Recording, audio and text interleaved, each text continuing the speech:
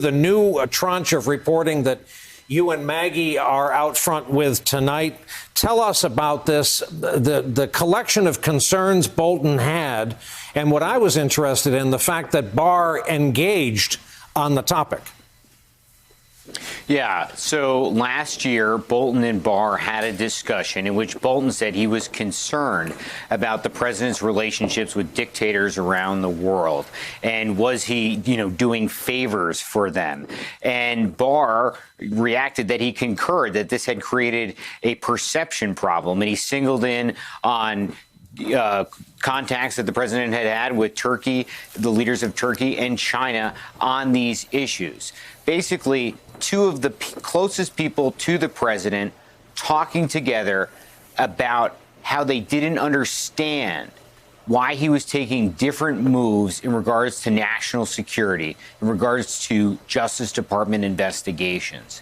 And it was just striking to us to hear and see into that conversation the way that we did through our reporting, which gives a sort of bigger, greater sense of what Bolton could testify to. Phil Rucker, let's be honest about something that involves our business.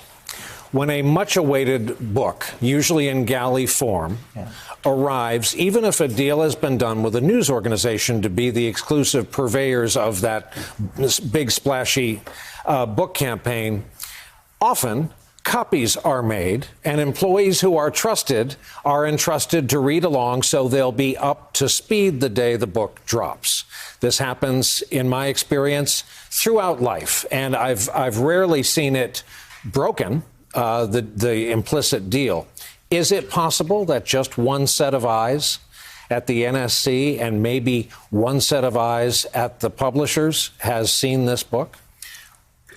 Brian, surely that's possible, but I have to tell you it's probably unlikely. Certainly when you speak about the publisher, I would imagine a number of people inside Simon & Schuster are involved in the production and the editing process of this book. But they're used to secrecy, too. But they're used to secrecy, and they do this year after year after year with so many top secret books. Now, at the White House, if the book were handed to only one National Security Council official, you would imagine that just by sheer doing the job, that person would be informing some other colleagues that this is a highly sensitive manuscript that's being shared. It's something that has been awaited within the Trump administration for some time. It would be very surprising, although I don't have any reporting to know whether this was the case or not, it would be very surprising for it to have only been seen by one person.